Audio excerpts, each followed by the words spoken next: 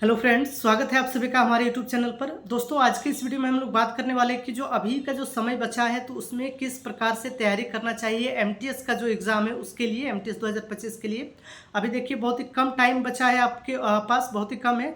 तो उसमें कैसे कितना मॉक लगाएं, कितना घंटा पढ़ें, क्या किस तरीके से तैयारी करें, तो उसको लेकर इस वीडियो में हम लोग जो है बात करने वाले हैं।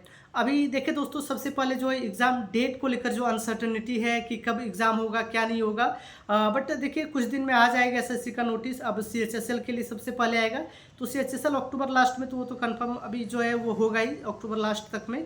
उसके बाद एमटीएस को लेकर भी जो है अपडेट आ जाएगा, ठीक है। तो अभी किसी के पास कोई एग्जैक्ट जानकारी है नहीं, तो उसके लिए आप जो है ज़्यादा मतलब ये नहीं रहे कब एग्ज़ाम होगा कब नहीं। मिड नवंबर में मानकर जो है आप तैयारी कीजिए। मिड नवंबर अगर मान रहे हैं तो आपके पास मान लीजिए एक मंथ का टाइम है। तो इस एक मंथ में कैसे बेटर जो है तैयारी कर सकते हैं और किस प्रकार से स्ट्रेटजी बना सकते हैं, उसको लेकर जो है हम लोग इस वीडियो में बात करेंगे। तो अभी एक महीना मानकर ही तैयारी कीजिए, ठीक है। अगर लेट होता उससे पहले तो कोई चांस नहीं लग रहा है, उसके बाद ही अगर होगा, मान लीजिए दिसंबर फर्स्ट में होता है तो उसको हम लोग देखेंगे। उस चीज़ को अगर होगा तो फिर थोड़ा बहुत टाइम मिल जाएगा, तो वो एक्स्ट्रा टाइम आपके लिए मिलेगा, तो उससे कोई घाटा नहीं है, ठीक है। लेकिन अगर अभी आप 15 नवंबर 20 नवंबर तक मानकर अगर आप तैयारी करते हैं तो, और अभी जो है उस प्रकार से एफर्ट लगाते हैं, तो आपके लिए जो है ज़्यादा बेटर रहेगा। इससे पहले दोस्तों, अगर आप इस चैनल में नए हैं तो चैनल को सब्सक्राइब कर लीजिएगा, और हमारा एक टेलीग्राम ग्रुप है उस पर भी ज्वाइन हो जाइएगा, और वहाँ पर भी कुछ आप जो है डाउट होगा तो वहाँ भी शेयर कर सकते हैं। अब देखिए, सबसे पहला डाउट जो लोगों का रहता है कि कितना जो है मॉक्स लगाना चाहिए अभी के टाइम में, एक दिन में कितना मॉक्स लगाएं और कितना घंटा पढ़े। तो अभी देखिए एमटीएस का एग्जाम में देखिए तो मैथ्स और रीजनिंग तो क्वालिफाइंग है, इंग्लिश और जीके यही दो है 50 क्वेश्चन का आपका जो है। तो मॉक लगाना मतलब इसमें बहुत ज़्यादा टाइम नहीं लगेगा आपका, आधा घंटा जो है आधा घंटा में हो जाता है, ठीक है। मॉक अगर आप घर में लगा रहे हैं तो 50 क्वेश्चन आधा घंटा में कर लेंगे। एग्जाम में भी 40 मिनट 50 मिनट लगता है, पूरा एक घंटा नहीं लगेगा। तो आपका जो ये मॉक क्या है कि आप आधा घंटा में कंप्लीट कर सकते हैं। तो आप जो है ज़्यादा से ज़्यादा मॉक लगा सकते हैं, बट दिन में कोशिश कीजिए एक दिन में 3 से 4 मॉक लगाइए, ठीक है। उससे ज़्यादा मतलब मत जाइए। 3-4 मॉक लगाइए, उसका थोड़ा बहुत एनालिसिस भी आप देखेंगे तो 4 मॉक भी लगा रहे हैं, आधा घंटा भी एक मॉक में टाइम दे रहे हैं आप, तो आपका 2 घंटा इसमें हो रहा है, ठीक है।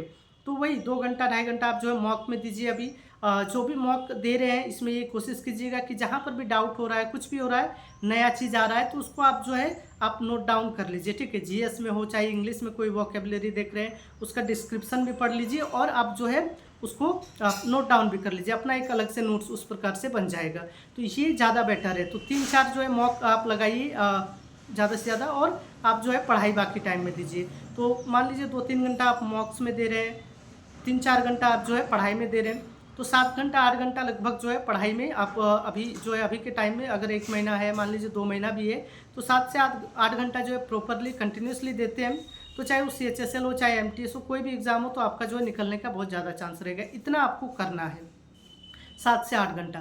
साथ ही साथ मॉक में ये देखिए दोस्तों, अगर सेक्शनल मॉक भी कुछ कुछ लगाइए, 1-2 आप लगा लीजिए। जैसे मान लीजिए वोकैब का है तो वोकैब का अलग से मॉक लगा लिए, ग्रामर रूल्स है तो उसका अलग से मॉक लगा लिए, स्टैटिक जीके है तो उसका अलग से मॉक लगा लिए। कुछ कुछ मतलब एकदम से ये नहीं कि एकदम पूरा दिन मॉक ही दे रहे, पूरा एकदम खाली ये, तो ऐसे नहीं करना है। और एक चीज़ दोस्तों मैं बताना चाहूँगा, जैसे कुछ लोग पूछते हैं कि सर अभी नया पढ़े कि नहीं, कितना क्या करें।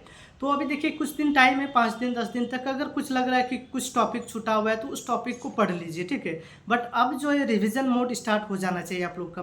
अब ज़्यादा से ज़्यादा रिवीजन और मॉक लगाना है। मॉक में कुछ नया चीज़ आ रहा है तो उसको नोट डाउन कीजिए। मॉक में लग रहा है कि ये सेक्शन मेरा छूटा हुआ है, इस सेक्शन में मेरा वीक है, इसमें क्वेश्चन नहीं बन रहे, वॉकैब में नहीं बन रहे, रूल्स में नहीं बन रहे, स्टैटिक जीके में नहीं बन रहे, पॉलिटी में गलत हो रहे हैं, तो उस सेक्शन को फिर जो है ज़्यादा आप ये करके पढ़ाई कीजिए, ठीक है, ज़्यादा टाइम देकर। तो उसी तरह आपको जो है आप करना है, रिवीजन मोड में जितना भी आप पढ़े होंगे, जितना भी आपके पास नोट्स है या फिर कहीं से भी पढ़े, तो उसको आप इकट्ठा कर लीजिए, और उसी से जो है बार बार रिवीजन करने का कोशिश कीजिए।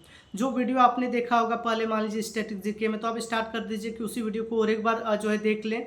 जो भी स्टैटिक जीके हो गया, कोई भी टॉपिक हो गया, तो उसको और एक बार वीडियो देख लें, वीडियो से किए होंगे, या फिर नोट्स से आपके पास, या किसी बुक से पढ़े तो उसको फिर से जो है पढ़ने का भी स्टार्ट कर दीजिए। तो आप ज़्यादा नया चीज़ें पढ़ने का कोशिश मत कीजिएगा, नया जो है क्योंकि याद रहेगा नहीं। करंट अफेयर्स अगर आप चाहते हैं तो आप करंट अफेयर्स पढ़ना भी स्टार्ट कर दीजिए, अगर नहीं पढ़े हैं पहले तो। करंट अफेयर्स आप जो है पूरा जो भी आप 1 साल 1.5 साल का करंट अफेयर्स है उसको पढ़ना आप स्टार्ट कर दीजिए। तो इसी तरीके से तैयारी कीजिए, ज़्यादा घबराना नहीं है और बाकी चीज़ों पर ज़्यादा ध्यान नहीं देना है। आप 7 से 8 घंटा अगर डेली पढ़ते हैं तो ये सफिशिएंट हो जाएगा। और मॉक लगाइए और आप जो है उसमें देखिए कहाँ गलती क्या हो रहा है, उस हिसाब से अपना जो है पढ़ाई भी कीजिए। तो इतना कीजिए, बाकी कुछ चीज़ें हैं जो आपके कंट्रोल में नहीं होती है, तो उस सब चीज़ों के लिए ज़्यादा आपको सोचना भी नहीं है, ठीक है। जैसे कुछ लोग बोलते हैं कि एमटीएस तो लक फैक्टर ज़्यादा डिपेंड करता है, तो जहाँ भी इंग्लिश और जीके रहेगा लक फैक्टर काम करेगा ही, ठीक है। तो उसको लेकर आपको नहीं करना है। और मॉक दे रहे हैं तो दोस्तों एक चीज़ कीजिएगा कि ज़्यादा से ज़्यादा जो है अटेम्प्ट करने का कोशिश कीजिएगा। 40 प्लस क्वेश्चन तो आप अगर यूआर कैटेगरी से हैं, ओबीसी ईडब्ल्यूएस से हैं, तो आपको जो है 40 प्लस क्वेश्चन अटेम्प्ट करना ही है। अटेम्प्ट ज़्यादा से ज़्यादा रखने का भी कोशिश कीजिए, ठीक है। अटेम्प्ट ज़्यादा रखिए, क्योंकि अगर नेगेटिव भी होता है तो आप एक सही भी हो जाता है, 2-3 गलत भी हो जाता है, तो वो आपका जो है बैलेंस हो जाता है। तो ज़्यादा से ज़्यादा अटेम्प्ट करने का कोशिश कीजिए, और उसमें देखिए कि कहाँ किस चीज़ में अटेम्प्ट नहीं करना है। आप देखते हैं कि करंट अफेयर्स में आपका ज़्यादा गलती हो रहा है, तो करंट अफेयर्स में आप ये कर सकते हैं कि उसमें ज़्यादा अटेम्प्ट नहीं करें। आपका देख रहे हैं कि जीएस में ये सेक्शन में पॉलिटी में मैं देख रहा हूँ कि हमारा मतलब एक जो है लगा रहे हैं गेसिंग करके भी, तो उसमें मेरा ज़्यादा सही हो जा रहा है। तो उस सेक्शन को आप जो है उसी को लगाइए, उसमें जो जो भी क्वेश्चन आ रहा है। तो इसी तरह मॉक आपको देना है, ठीक है। मॉक देने का तभी फायदा होगा जब आप एनालिसिस करेंगे कि आप जो है अटेम्प्ट कर रहे हैं कि कुछ क्वेश्चन ऐसा था जो मुझे नहीं आता था, मैंने उसमें अटेम्प्ट किया और उस सेक्शन में मेरा इतना सही हुआ, इतना गलत हुआ। तो उस सेक्शन में हम जो है एग्जाम में भी होगा तो मैं उसमें जो है ज़्यादा अटेम्प्ट करूँगा, ठीक है। और इस सेक्शन में गलत हो रहा है तो इस सेक्शन को मैं इसमें अगर क्वेश्चन आता है करंट अफेयर्स में मान लीजिए, तो मैं उसमें अटेम्प्ट नहीं करूँगा, उसमें अटेम्प्ट करने से बचूंगा। तो इसी तरह से मॉक जो है एनालिसिस करके आपको देना है। बाकी कुछ भी चीज़ होगा दोस्तों तो आप हमारे चैनल के साथ बने रहिए, अपडेट मिलते रहेगा आपको, और टेलीग्राम ग्रुप में भी आप जो है जुड़े रहिए। तो चलिए दोस्तों, आज के वीडियो में इतना ही है। तब तक के लिए आप सभी का धन्यवाद।